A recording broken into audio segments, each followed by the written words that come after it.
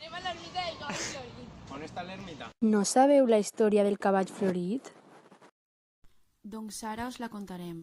Fa molt de temps, el nostre rei Pere I es va anar amb el seu exèrcit a la batalla, a llom del seu cavall, però desgraciadament Pere va ser derrotat. Dies després, a un poble va aparèixer el cavall de Pere amb una espina clavada a la cama.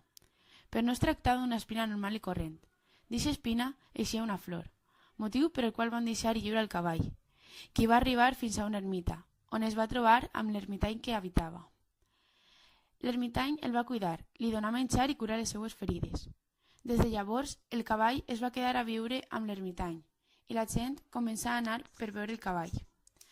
Aquest fet es va fer que l'ermita fora coneguda com l'ermita del cavall florit.